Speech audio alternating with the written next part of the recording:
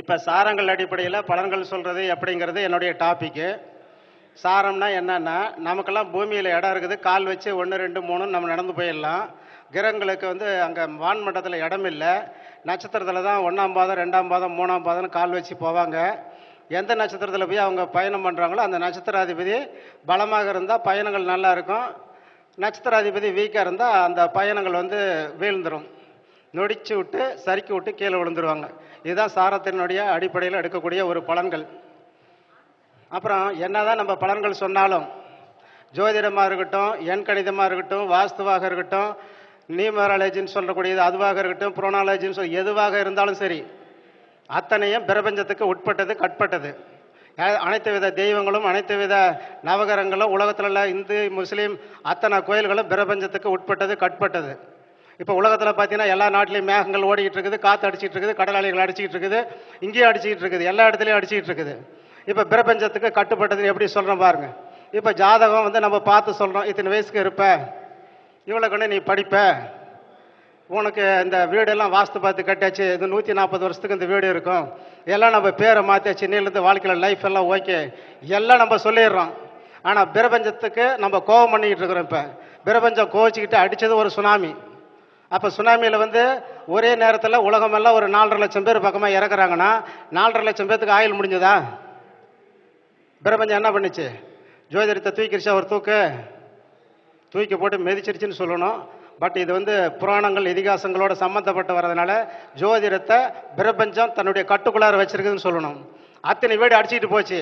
அத்தனை வீடுமே வாஸ்து பார்க்காத தான் கட்டியிருக்காங்களா? வாஸ்து பார்த்து கட்டியிருப்பாங்க. அதையும் தூக்கிச்சு. கிறிஸ்டின் கோயில், முஸ்லீம் கோயில், இந்துக்கள் கோயில்கள் ஏதாவது விட்டு வச்சுதா? சாமி வச்சேன்னு சொல்லிட்டு நவுந்து போயிடுச்சா? தூக்குச்சு. அதையும் ஒரு தூக்குச்சு. பிரபஞ்சம் வெரி வெரி ஸ்ட்ராங். இது அதுக்கு பேர் தான் ஓம். அதாவது ஒரு உயர்ந்த இடத்துல இருக்கிறவங்களுக்கு ஓம், அதாவது உயர்திரு அப்படின்னு சொல்லி போட்டு பேசுகிற மாதிரி ஓம்னு போட்டு நம சிவ யா வரக்கூடாது. சி வ ந ம சி வ ய 5. இது பஞ்சபூதம். இந்த பஞ்சபூதம் தான் உலகத்தை ஆட்கொண்டுகிட்டு இருக்குது. இந்த பஞ்சபூதத்தை உலக நாடுகள் எல்லாம் இப்போ டென்ஷன் பண்ணிக்கிட்டு இருக்குது. வான்மண்டலத்தில் ஏவுகணை விடுறான், அவன் அங்கே ஒரு ஏவுகணை விட்டு அடிக்குது, புகை மண்டலமாக போயிட்டு இருக்குது. இப்போ ஆகாயம் பழுதுபடுது. ஏற்கனவே கடல் படுத்துப்பட்டுடுச்சு. எந்த நேரம் வேணாலும் பிரபஞ்சத்துக்கு கோபம் வரப்போகுது. அதாவது ராகு விருச்சகத்தில், இது அனுச நட்சத்திரம் 1ஆம் பாதத்தில் வரும்போது உலகத்தில் பாதி மக்கள் காலி. உலகத்துக்கே நான் சேர்த்து சொல்கிறேன். ஒரு தூக்க போகுது. இப்போ பிரபஞ்சம் கோவிச்சிக்காமல் இருக்கணும்னா அதுக்கு அனெக்ஸ் ஆகி நம்ம நடந்தோம்னா நமக்கு நல்லது. அப்போ அதுக்கு கட்டுப்பட்டு விட்டுப்பட்டு இப்போ நடக்கிறாங்களான்னா இப்போ நவீன காலத்தில் வேகம் இருக்குது, விவேகம் இல்லாமல் போயிட்டுருக்குது. அதே மாதிரி பலன்கள் சொல்கிறதுல வேறுபாடு வருது. ஏன் வேறுபாடு வருதுன்னு கேட்டோன்னா, ஆளுக்கு ஒரு கதை சொல்கிறாங்க. கதையெல்லாம் சொல்லக்கூடாது, எது சொன்னாலும் கரெக்டாக சொல்லணும். நம்ம 942 கோடி மக்கள் இருக்கிறாங்க, எல்லோரும் ஆளுக்கு ஒரு வாட்சி கட்டியிருக்கிறோம். எல்லாரும் வாட்சி ஒரே மாதிரி ஓடுமா? டைம் வித்தியாசமாக ஓடுமா? டைம் வித்தியாசமாக ஓடும். அதில் கணிச்ச ஜாதகம் தான் நம்ம 942 கோடி மக்களுடைய ஜாதகமும். பலன்கள் வித்தியாசம் வருமா? வராதா? உங்கள் வாட்சை கட்டிக்கிட்டு ஒரு 10 ரயில்வே ஸ்டேஷனில் ஒரு நேராக கோயம்புத்தூர் டு திருநெல்வேலிக்கு போங்க. எல்லா ஸ்டேஷன்லையும் பாருங்கள், அந்த நொடி வினாடி மாறுதா மாலியான்னு பாருங்கள். எல்லாத்துலேயும் மாறிடும். அப்போ மாறும்போது பலன்கள் மாறுமா மாறாதா? சிவபெருமான் இருக்கார்ல, அவர்கிட்ட ஒரு வாட்ச் இருக்குது. அந்த வாட்சில் ஜாதகத்தை கணிச்சு இவருக்கு என்னென்ன நடக்கணும்னு சொல்லி ஒரு பேப்பரில் எழுதி அல்லது ஒரு பென்ட்ரைவில் எழுதி பாக்கெட்டில் போட்டு போய் இது மாதிரி உனக்கு நடக்கட்டா போடான்னு அனுப்பி விட்டார். அது பிரகாரம் தான் நடக்கும். அதனால தான் எண்ணுவது எல்லாம் ஈடேறி விட்டால் ஈசன் ஒன்றியது. ஈசனை யாராவது நினைப்பாங்களா? கோயிலுக்கு போவாங்களா? போக மாட்டாங்க. அப்போ ஈசனை நம்ம நினைக்கணுங்கிறதுக்காக அவருடைய வாட்சில் கணிச்சு பாக்கெட்டில் போட்டது பிரகாரம் தான் நடக்கும். நம்ம சொல்லலாம், சொல்கிறது 75 to 85% நடக்கும்.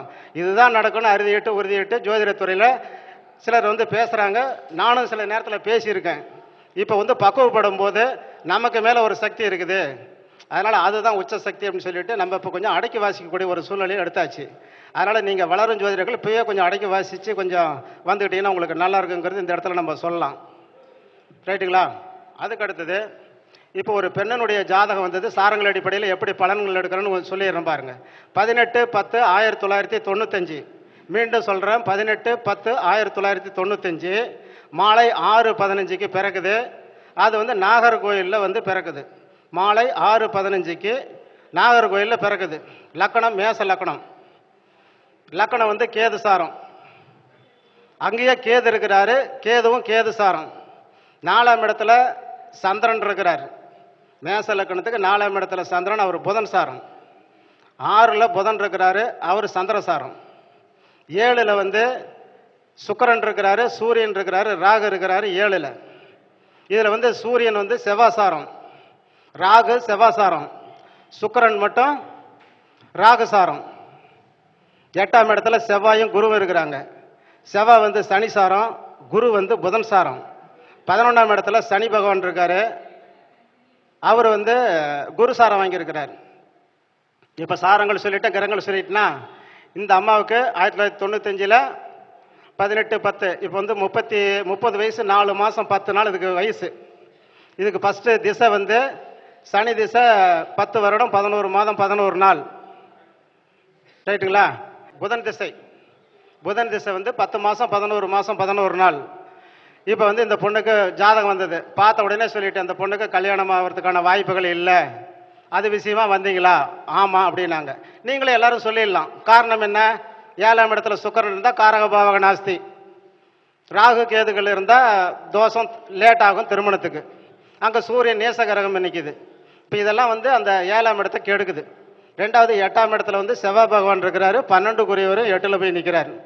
எது 12ஆம் இடம் வந்து நமக்கு ஐனசைன போகத்தை கொடுக்கக்கூடிய கிரகம் 8ஆம் இடத்துல போய் நிற்கிது. அப்போ இதுக்கு திருமணம் சரியில்லைங்கிற மாதிரி கணக்கில் வருது. சொன்னோம், ஆமாண்டாங்க. இதை எப்படி எடுத்து பார்க்கணுன்னு நான் சொல்கிறேன். இப்போ மேச லக்கணம் சர லக்கணமா, சரத்துக்கு 2 7 மாரகமா. அப்போ 2ஆம் அதிபதி 7ஆம் அதிபதி எங்கே நிற்கிறார்? மாரகஸ்தானத்தில் போய் நிற்கிறாரா? 2வது ஒரு குற்றம். 2வது கேந்திராதிபத்திய தோஷம் வாங்கினாரா? 2வது குற்றம். 3வது அந்த சுக்கிரன் வந்து வாங்கின சாரம் ராகு சாரமா, அந்த ராகுவும் வேற எங்கேயும் போகாத அந்த மாரகத்தை அந்த 7ஆம் இடத்துல போய் உட்கார வச்சிருக்கிறாரா?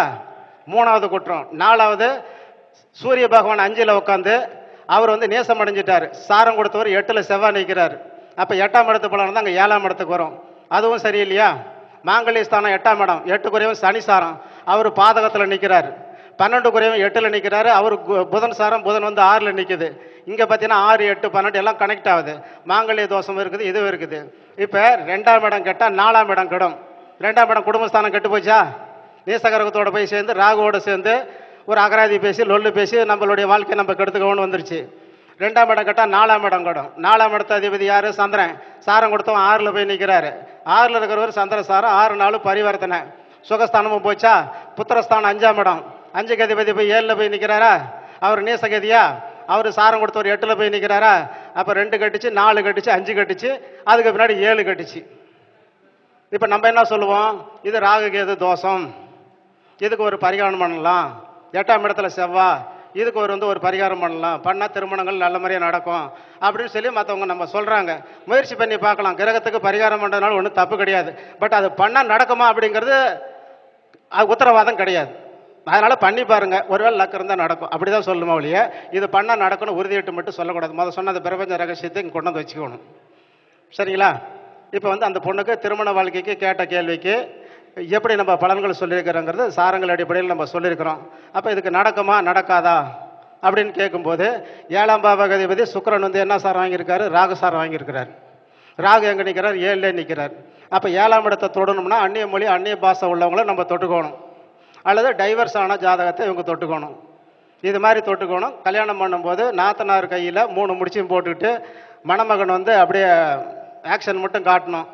இது மாதிரி சொன்னோம்னா மணமகன் வந்து கட்ட மாட்டான், கோச்சிக்கிட்டு போய் இது ஏதாவது புரிஞ்சுக்கிட்டு பெரிய தோஷம் ஒன்று விலகிடுவானேன்னு சொல்லி பயமாக இருந்ததுன்னா அப்போதைக்கு கணவனால் வந்து தாலியை வந்து கட்டிக்கலாம்.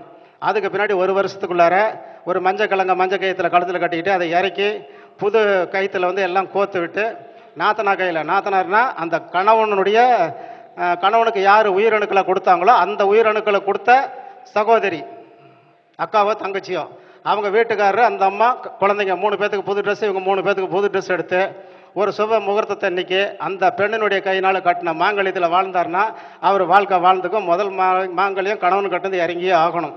இது ஒரு தோஷத்துக்கு உண்டான ஒரு பரிகாரம். எல்லாம் செஞ்சு பார்க்க வேண்டியதான், ஜெயிச்சா வெற்றி தான் சொல்லியிருக்கிறோம், ஜெயிச்சிருக்குது. அதை உங்களோட நான் பகிர்ந்துருக்கிறேன். இந்த ஒரு அரிய வாய்ப்பு கொடுத்த இந்த ஜோதிட சங்கத்துக்கு எனது மனமாற நன்றியையும் வாழ்த்துக்களையும் தெரிவித்துக் கொள்கிறேன். நன்றி, வணக்கம்.